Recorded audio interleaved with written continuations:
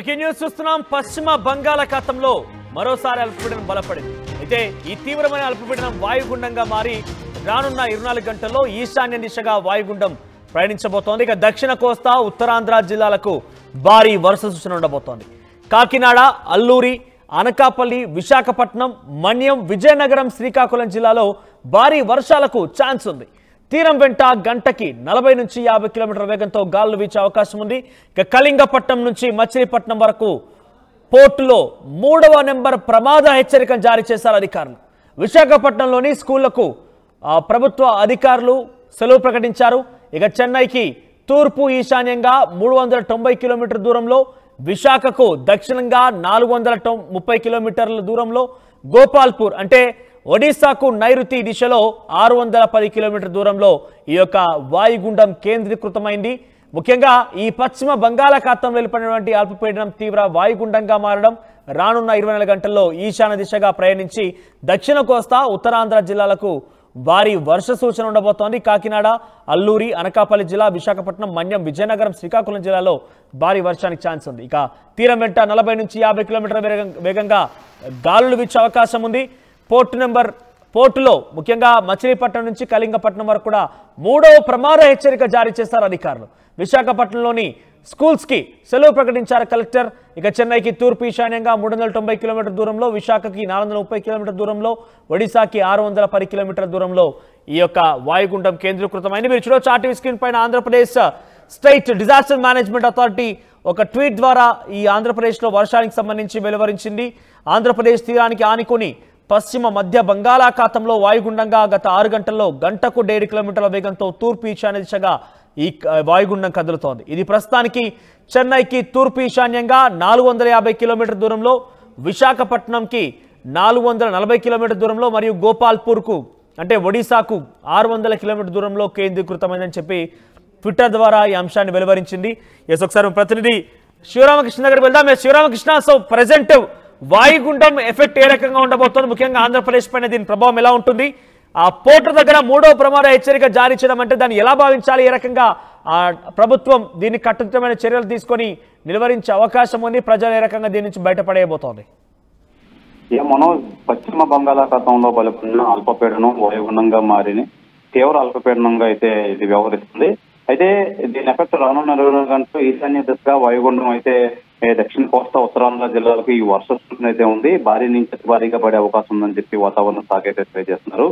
అయితే దీనికి సంబంధించి ఈ రోజు జిల్లా కలెక్టర్ హరేంద్ర ప్రసాద్ అయితే స్కూల్స్ అన్నిటికీ సెలవు ప్రకటించారు ఈ హెవీ రైన్ ఫాల్స్ ఉండడం వల్ల.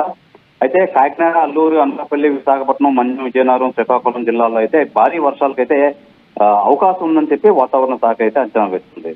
అయితే దీని ప్రభావం మనోజ్ తీరం వెంట గంటకు 40 నుంచి 50 కిలోమీటర్ల వేగంతో గాలులు అయితే వేస్తాయి. కళింగపట్నం నుంచి మచిలీపట్నం వరకు ఈ ఎఫెక్ట్ అయితే ఉంటుంది. పోర్టులో 3వ నెంబర్ ప్రమాద హెచ్చరిక అయితే జారీ చేశారు మనోజ్. అంటే 3వ నెంబర్ హెచ్చరిక అంటే సివియర్నెస్ బట్టి 3, 2, 1 కింద వస్తారు. అయితే ప్రస్తుతానికైతే 3వ నెంబర్ ప్రమాద హెచ్చరిక అయితే జారీ చేశారు. విశాఖపట్నంలో స్కూళ్ళని ఆల్రెడీ సెలవులు ప్రకటించిన నేపథ్యంలో చెన్నైకి తూర్పు ఈశాన్యంగా 390 కిలోమీటర్లలో అయితే ఇది కేంద్రీకృతం అయితే ఉంది మనోజ్. విశాఖ దక్షిణంగా 430 కిలోమీటర్లు, గోపాల్పూర్కు నైరుతి దిశలో 610 కిలోమీటర్ల దూరంలో అయితే ఉంది.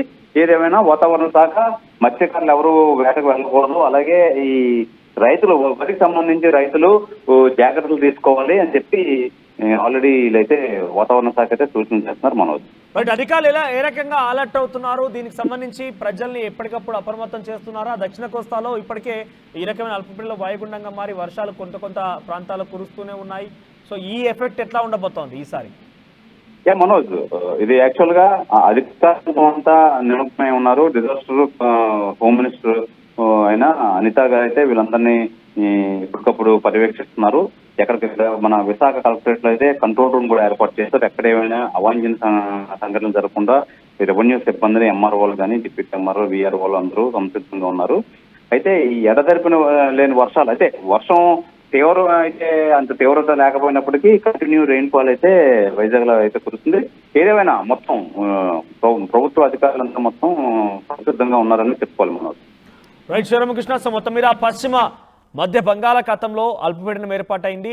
ఈ తీవ్ర అల్పపీడనం వాయుగుండంగా మారింది. ఈ వాయుగుండం కాస్త రానున్న 24 గంటల్లో వాయువ్య దిశగా ఈశాన్య దిశగా వాయుగుండం ప్రయాణిస్తోంది. దీంట్లో దక్షిణ కోస్తా ఉత్తరాంధ్ర జిల్లాలకు భారీ వర్ష సూచన ఉండబోతుంది. ముఖ్యంగా ఆంధ్రప్రదేశ్లో కాకినాడ, అల్లూరి జిల్లా, అనకాపల్లి, విశాఖపట్నం, మన్యం, విజయనగరం, శ్రీకాకుళం జిల్లాలో భారీ వర్షాలకు ఛాన్స్ ఉంది. ఇక తీరం వెంట గంటకి 40 నుంచి 50 కిలోమీటర్ల వేగంతో గాలులు వీస్తున్నాయి.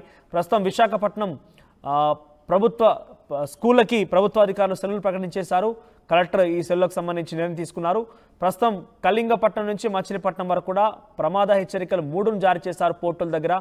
చెన్నైకి తూర్పున ఈశాన్య దిశగా 390 కిలోమీటర్ల దూరంలో, విశాఖ జిల్లాకి దక్షిణంగా 430 కిలోమీటర్లు, గోపాల్పూర్ అంటే ఒడిశా నైరుతి దిశలో 610 కిలోమీటర్లు ఈ యొక్క వాయుగుండం కేంద్రీకృతమైనట్టు తెలుస్తోంది. ఆర్టీవీ యాప్ వార్తల్ని క్షణాల్లో చదివే అవకాశం ఉంటుంది. ఒక న్యూస్ పేపర్, ఒక టెలివిజన్ ఛానల్ మీ చేతుల్లో ఎప్పుడూ ఉంటాయి.